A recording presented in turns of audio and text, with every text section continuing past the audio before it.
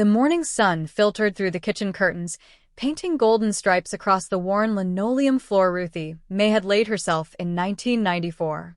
She was 68 now, but her hands still remembered the feel of the trowel, the sting of wet cement, the ache in her shoulders after 12 straight hours of work. Those same hands were now carefully folding a crisp white envelope, sealing it with a single strip of tape. Inside was the document she'd been waiting 3 weeks for. She placed the envelope on the table, right next to Ethan's favorite coffee mug, the one with the faded, "World's Best Son" printed on it. Then she went outside. The lemon tree stood proud in the center of the backyard, branches heavy with fruit.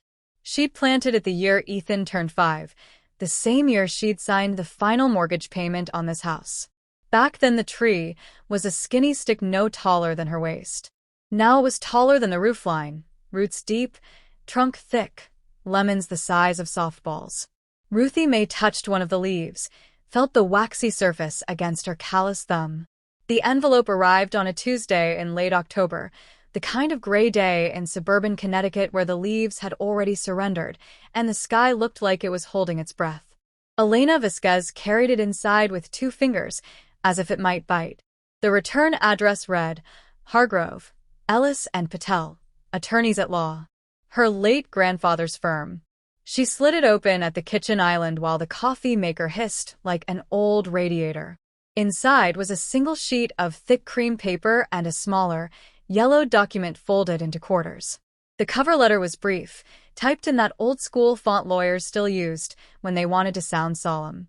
Dear Ms. Vasquez, enclosed please find the final codicil to the last will and testament of Javier Morales, executed in 2018. This clause, known informally among family counsel as the Lemon Tree Trust Clause, has now become active following the death of your mother, Rosa Morales Vasquez, on September 14, 2025. Please review and contact our office at your earliest convenience. Regards, Margaret Ellis, ESQ. Elena's pulse ticked up. She unfolded the smaller paper.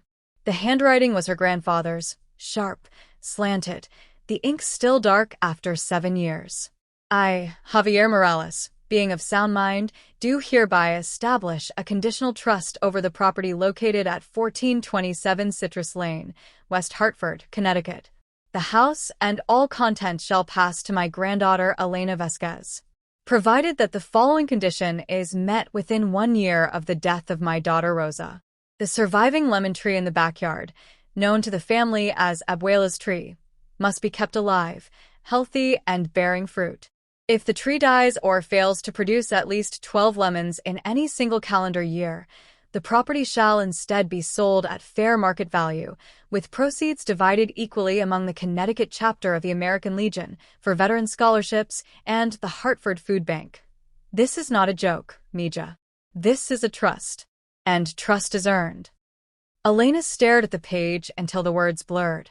She hadn't been back to Citrus Lane in almost 4 years, not since the last fight with her mother, the one that ended with Rosa throwing a chipped coffee mug against the wall and Elena walking out with nothing but her car keys and the clothes she was wearing. The house had been empty since Rosa's stroke. Hospice came and went. Neighbors left casseroles on the porch that nobody touched. Elena had paid the bills from afar, told herself it was temporary. Now this. She drove up the next weekend alone. The key still fit the lock, though the brass had tarnished. Inside smelled like dust, lemon furniture polish, and something faintly medicinal. The living room drapes were drawn. She didn't open them. The backyard was worse than she remembered. Weeds had claimed the flower beds. The patio furniture had rusted into abstract sculpture. And there, against the back fence, stood the lemon tree, taller than she recalled, maybe 20 feet, its leaves a dull olive green, sparse. A few yellowed fruits hung like tired ornaments. Most had dropped and rotted in the grass. Elena crouched beneath it. She touched a leaf. It felt papery. The trunk was scarred from years of pruning, from the time her father tried to teach himself bonsai and gave up after one drunken Saturday.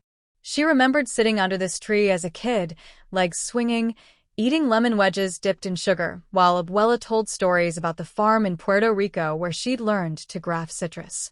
Trees don't forget where they come from, Abuela used to say. Even when the soil changes. Elena's throat tightened. She didn't cry. She hadn't cried since the funeral. Instead, she went to Home Depot, bought a bag of citrus fertilizer, a new hose nozzle, and a pruning saw. The cashier, a kid with blue hair, asked if she was starting a lemon farm. Trying to keep one alive, Elena said. Back home, back at Citrus Lane, she worked until dark. She raked leaves, cut dead branches, soaked the roots. She talked to the tree the way her mother used to talk to houseplants, half scolding, half pleading. You're not dying on my watch, okay? Grandpa's counting on you. And I'm not letting some veteran scholarship take this house just because you're a drama queen. The tree didn't answer. She spent the next 3 months commuting between her apartment in New Haven and Citrus Lane. Weekends became full days of war with neglect. She repotted the potted herbs Rosa had left to die on the windowsill. She fixed the leaky faucet in the guest bath. She discovered a box of old Polaroids in the attic, her parents on their honeymoon, her grandfather in his army uniform, Abuela holding baby Elena under the very same lemon tree, the fruit so bright it looked painted. She also found letters. Dozens of them, rubber-banded, addressed to her in Rosa's tight cursive. Never sent. The most recent was dated 3 weeks before the stroke. Elena. I know you think I never listen. But I do. I hear every time you leave. Every time you say, I'm fine, like it's a curse word. I planted that tree the year you were born. It was supposed to be your tree, the way it was mine. I wanted you to have roots here, even when life pulled you away. If you're reading this, I'm gone. And if the tree's still standing, maybe you'll understand. Love always. Mom. Elena folded the letter back into the box. Her hands shook. By March, the tree started to respond. Tiny white blossoms appeared, fragile as tissue paper. Elena bought a heat lamp for the colder nights, strung Christmas lights around the trunk for warmth. She called it ridiculous. She called it necessary. In late May, the first green nubs formed. By July, there were lemons, small, knobby, but real. She picked the first one on a humid Sunday morning, sliced it open over the kitchen sink. The juice stung her paper-cut fingers. Sour. Perfect. She photographed it and texted the picture to Margaret Ellis. 12 and counting. Tell Grandpa he can rest easy. The reply came 2 hours later. Congratulations, Elena. The condition is satisfied. The property is yours outright. Your grandfather would be proud. Elena didn't respond. She sat on the back steps with the lemon in her hand, rolling it between her palms. She didn't sell the house. She moved back in the following October, when the leaves were turning again. She painted the kitchen sage green, replaced the cracked tiles, kept Rosa's old coffee mugs on the shelf because throwing them away felt like betrayal. The lemon tree grew stronger each year. It bore more fruit than it ever had in Rosa's lifetime.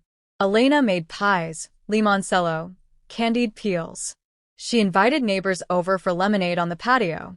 She told them the story of the trust clause, laughing at how dramatic her grandfather had been, how stubborn. But she never told them about the nights she still sat under the tree when the house felt too quiet, whispering to the branches. Thanks for hanging in there, she'd say. Thanks for waiting. Sometimes she thought she heard an answer in the rustle of leaves, a sigh, maybe, or just the wind. Either way, it was enough. The tree lived on. The house stood. And somewhere, Elena liked to believe, 2 generations of stubborn Morales women finally agreed on something. Roots don't always look pretty, but they hold you when everything else lets go.